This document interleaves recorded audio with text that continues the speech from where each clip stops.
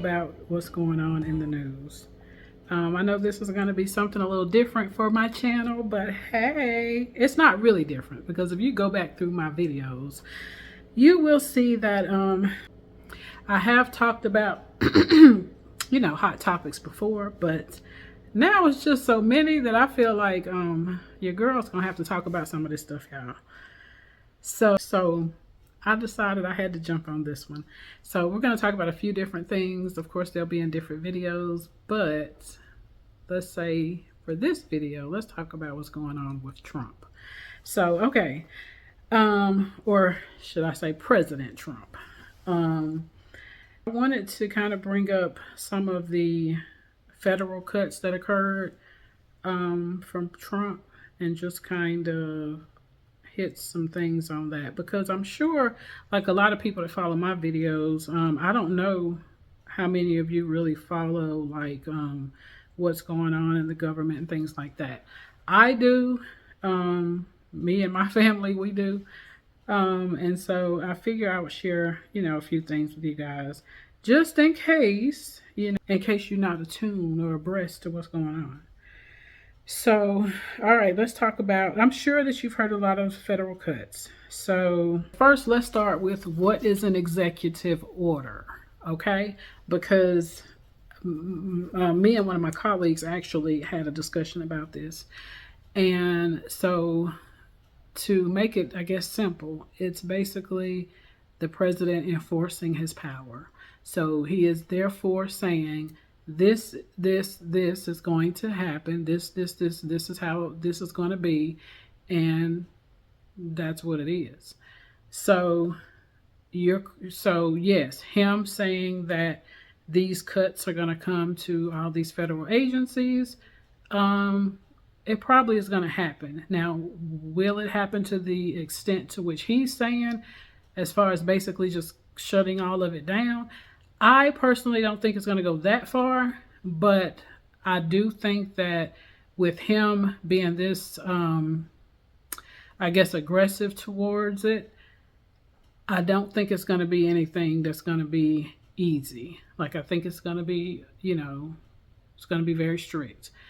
There may be a lot of people that lose those benefits, is what I mean, based on what he's doing. But as far as it being completely dissolved, I don't believe it's going to be completely dissolved, just because there are too many people that need it, Stricter, yes, but dissolved, no. As far as an executive order, I mean, it is what it is. He is the president.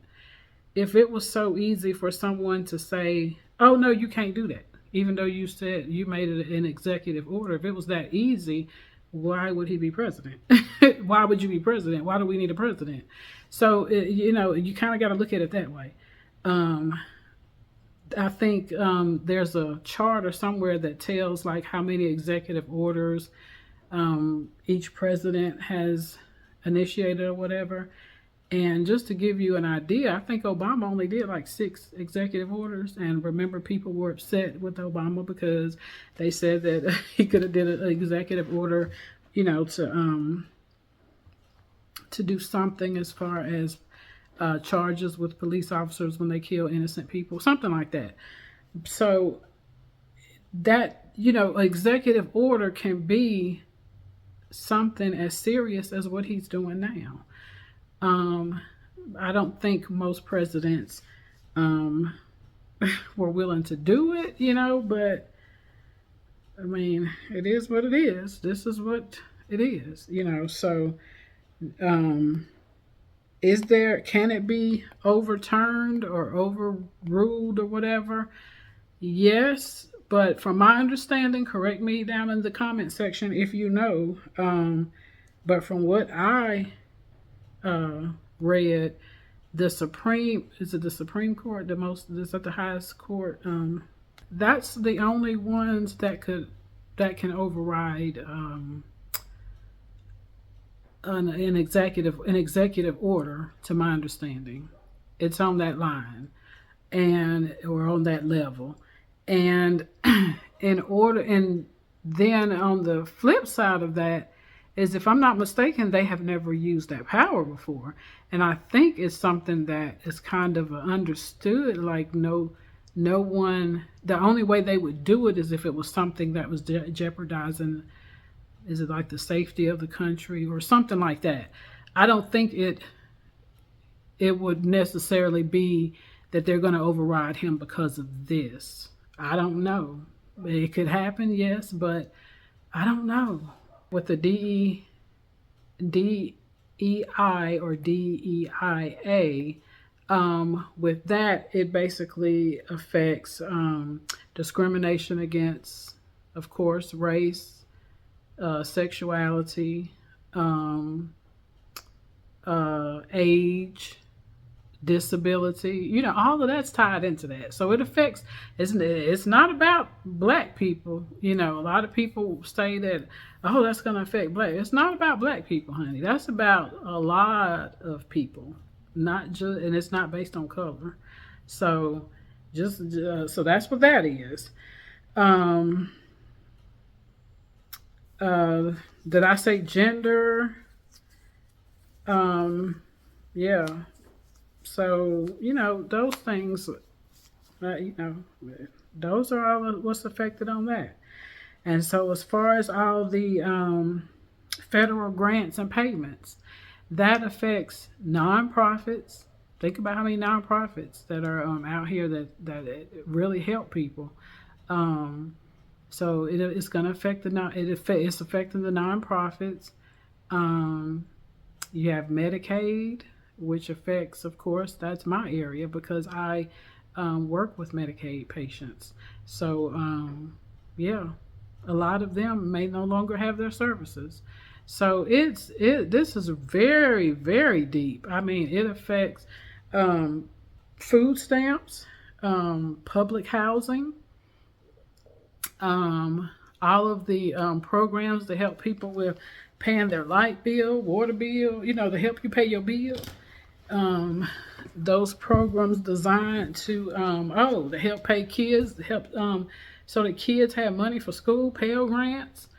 I'm not sure that it affects scholarships at this point, but it may, because I guess it depends on where the scholarship money comes from, I guess. I'm not sure, but so you're talking about our youth, it's and how it's going to affect not just in terms of school, but a lot of these kids, the family is getting food stamps because there are children involved. So I'm thinking that those will be the people that it doesn't necessarily touch, but even some older people that are not working, I understand a lot of people feel like, if you're able-bodied, then you should be working, and I get it. But a lot of people might have, okay, say for example, because like I told you, I work with that population of people. Say for example, you have no finances and you don't have a job. Now, granted, okay, we can say that people that you need to get a job, but make a job available if it's that easy. Ensure that people can get hired for jobs. And then make sure that they can at least get the health care, because you think about a lot of people, it's difficult for them to work if they're already sick. If you're already sick with an illness and you can't afford to get the medications unless you have Medicaid, it's going to be difficult for you to just say, I can just start this job and don't have any money now, but I can go to this job and I can be, hard to say that you would be able to just go into a job and start working and be productive and be able to make it with your resources already being non-existent and your health being poor. You see what I'm saying? So there's a lot to that, which I don't know that there's not going to be an easy way. Like I said, to me, if you're going to fix the problem, you're going to have to fix you can't just fix the one problem. You got to kind of fix it's because still a snowball effect. So we're gonna have to kind of work our way up, and part of doing that, maybe make it to where people can get a job. You know, you don't have all these stipulations to get a job. You know, let people work. You know, and then it'll be less likely that you have so many folks that that just crash out because these benefits or these entitlements get taken away. I mean, I don't know. That's tough, y'all. This what's going on. This is tough, and if it doesn't affect you, then I understand that you may not know anything about it, or you may not really care. I can't understand you saying you don't care, but it's about being aware. You know, being aware and being knowledgeable about what's going on in your community. Like, you should want to know what's going on. And especially when you have to look at things like, you know, a lot of times when these type of situations come about, crime goes up because what happens? When people can't get resources, then they start trying to steal the resources. So it's just like, it's so much negativity that comes from when things like this happen. And no one has to really deal with the repercussions like that except regular folk. So it's like, you know, it's a mess. Right now, it is a freaking mess. And there are, I think it's like 22 states, last I heard, that were suing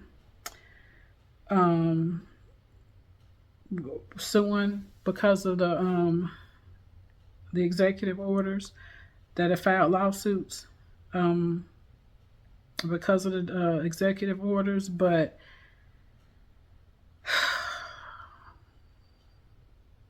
I mean, I think this one is going to be one that, if any, so many people are against it to where this one may be one that has to be, you know, he has to revisit this one, if anything, or just take it off the table. I don't know that it's going to come off the table, but he at least is going to have to revisit it. You know, he can't leave it like this. I think currently, if you currently,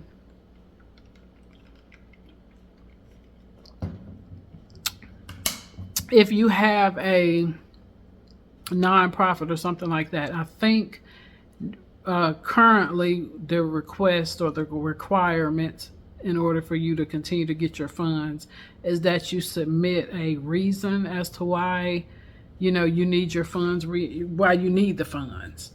And I guess it has to go through an approval at this point. And so if that's what it is, then that may be the other thing, that it's not going to be eliminated, but it is going to be highly regulated now, to where it's not going to be just because you couldn't get insurance that you're going to get Medicaid, or just because you don't have insurance right now, you can get Medicaid, or just because you aren't working right now, you can get food stamps or SNAP benefits. It may not be like that anymore. I don't know that it is now. I think there's still a criteria, but apparently the criteria is a little less strict than it once was, because there's so many people. There's a lot of people that's on it now. And I do think a lot of it came from COVID as well, but it's a lot of people that are getting the benefits now. And I know at one point it didn't used to be that strict. I mean, if you guys remember, now if my age group and people that like, you know, can dig the shows I used to watch or whatever, if you remember Good Times, honey, Florida and James used to have a hard time getting some welfare, as they called it. They used to have a hard time. So it was not easy. Like when it was not initially easy, at least it wasn't for people of color to get it. Now I'm not sure, I can't speak up to anyone else, but I do think based on historically, it wasn't, of course, it wasn't put in place for people of color. So I will say that uh, it was not easy to get it. I can never, I think at one point, like, and to me, the only reason I can remember it being easy was if you had children. Like, if you had a baby, it was easy to get Medicaid. I mean, I had a baby when I had my youngest daughter, I had Medicaid. So you can get Medicaid when you're younger and you have a child. But I don't remember it being any other way you could get it. Like, as soon as I had my baby, honey, that was it for Medicaid. So I don't think, I don't think you had to, I mean, I think there were a lot of criteria back in the day. Now, I think it got way lenient during COVID, is what I'm thinking. And it just never has recovered since then, is what I'm thinking. But yeah, so that's why I don't feel like all of these federal programs, although now it is looking, tricky, I don't think they're going to be cut out. But I do think if you're able-bodied and you own some of that stuff, you might want to start looking for a job, is what I'm saying. If you know anybody in that situation, you might want to tell them. You might want to start looking for a job, because they getting ready to cut a lot of people that have that they consider able-bodied people that you're able to get out and work. They are getting ready to cut a lot of those benefits for those people, and that's just the reality of it. So yeah, that's kind of what I wanted to talk about in regards to the stuff that Trump has done. It is a lot. It is a lot. I don't agree with a lot of things he has done, but I feel like this was something that was kind of important to talk about. As far as the federal funds, I don't think that if you have a legitimate company that have been doing, what you need to do as far as these nonprofit organizations, I don't think that I don't know if they're going to lose. I don't know. The nonprofits are going to be something that's going to be questioned too. I don't know. Like, some of these programs that are like programs that are geared to helping people, I guess they will probably be good. But some of these nonprofits, you might have to prove what you have done or what you're doing in order to maintain. I don't know. But he is basing all of this off of, from what I read, the fact that we are so, that the country is so far in debt, and people wanted Trump because they felt like he had money sense. And so he is saying that he can help get us out of debt, but that he going to cut some of this stuff out. And so people that are looking at money and finances, they're not going to have a problem with that, because they're going to look at it like people need to work versus not work and just get handouts, because that's the way people have thought for years and years and years here, for decades and decades here. So it is what it is. We all knew this. We all know that. So this is just the unfortunate reality that it can be here today and gone tomorrow. So it just is what it is. Sometimes I do think the services can become a crutch for some people, and that's not to say that people don't need it, but sometimes it can become a crutch, and it's unfortunate if it has become a crutch for someone, and then now they have to be forced to go without and figure out now they got to try to figure out how to survive or whatever. So I don't know. It's a double-edged sword. It unfortunately is. So my heart goes out to, of course, those who are going to be impacted by this in such a way. My heart definitely goes out to them. But I do feel like if you really need the service, that you're still going to have it. It may, have some bumps and bruises you know, right now while they going through this process or whatever. But I don't think that people that absolutely need the monies or whatever, I don't think that it's gonna come to the point to where it's just absolutely not available. I don't think. But yeah, so that's my take on that.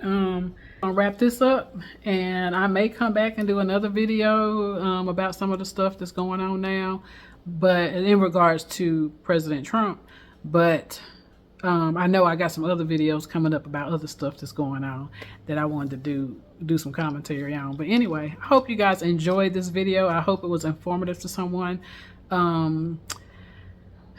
I am no way a political know-it-all or anything like that, honey. I just go off of what I read and what I see and what I hear, and I just, you know, put it all together, and I gave y'all my spiel, my thoughts, things that I've already said to my husband or one of my friends talking about what's going on.